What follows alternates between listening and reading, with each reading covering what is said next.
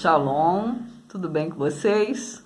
Vamos dar continuidade ao nosso estudo, não é? E continuamos em 1 Coríntios. Hoje nós vamos falar capítulos 9 e 10.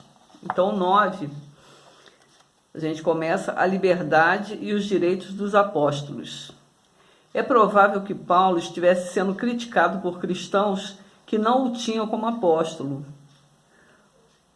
como líder da igreja em Corinto, né? Ele se declara apóstolo, declara que viu a Jesus, declara que é apóstolo da igreja de Corinto.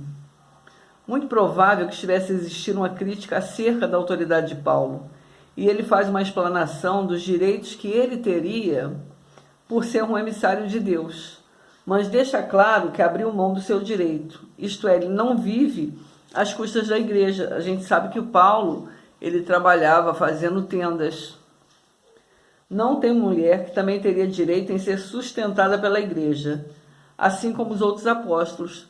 Aqui vale lembrar que Paulo, ele era um intelectual, ele era um cara de conhecimento, ele era da escola de Gamaliel. Provavelmente, ele se preparava para ser um rabino. Então, ele tinha estudo, ele tinha cultura, ele tinha instrução, né? E essa coisa de fazer tenda, isso era uma estratégia dele para pregar o evangelho, porque ele sempre ficava nos caminhos, não é, fazendo tenda, as pessoas passavam para lá e para cá, iam para outros países, enfim, ele escolhia os caminhos de circulação. E a pessoa, enquanto ficava lá e ele ficava preparando as tendas, ele pregava o evangelho. E quando a pessoa ia para sua terra, ia com a semente do evangelho. Era uma estratégia dele. Se assim não fosse, ele podia estar dando aula, ele podia estar fazendo uma série de coisas, né? Mas ele fazia tendas com esse propósito. Questiona se só ele e Barnabé não têm direito a esse direito. Não tem esse direito, né, de ser sustentado pela igreja. E ele faz alusão ao que planta, come da colheita.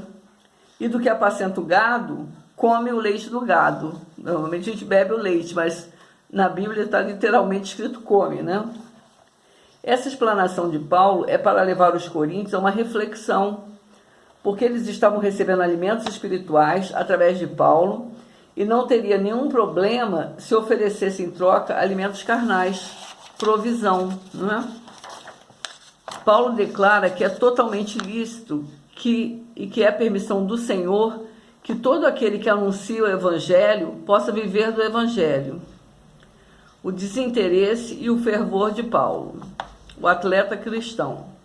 Como vimos anteriormente, seria totalmente lícito o apóstolo Paulo viver sustentado pela igreja.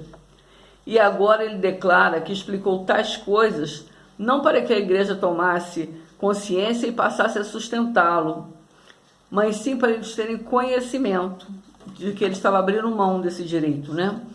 Diz que prega o evangelho gratuitamente, de boa mente, e terá prêmio. Mas se o fizer de má vontade, não ganhará nada. Ele faz para Deus, não é? Que faz totalmente de graça. E sendo assim, ele é livre para com todos, e ao mesmo tempo, servo de todos. Ele age de acordo com a pessoa para ganhá-la para Cristo. Então se fez como judeu para ganhá-los para Cristo, apesar de que ele nunca deixou de ser judeu, né? Para os sem lei, apresentando a lei de Cristo. Se fez de fraco com os fracos, isso é empatia. Mas o seu alvo sempre foi ganhar almas. Com a sua atitude, Paulo estava sempre buscando a salvação das pessoas. Esse era o propósito dele. A partir do versículo 24, ele usa uma linguagem de corrida, de Jogos Olímpicos, que era uma linguagem de conhecimento de todos, do mais simples ao mais sofisticado. Todo mundo sabia o que era os Jogos Olímpicos, não é? O que Paulo faz o tempo todo é convidar as pessoas para essa corrida. E diz que no estádio apenas um ganha a coroa, e que é uma coroa corruptível. Ele estimula as pessoas a buscar a coroa incorruptível, onde todos podem ganhar, não apenas uma pessoa. Todos que correm essa corrida podem ganhar a coroa. E é como pregar os outros é como o pregar para outras pessoas acende a fé e mantém acesa a fé dentro dele, né? Seja motivo para mantê-lo focado na salvação, para não ser reprovado.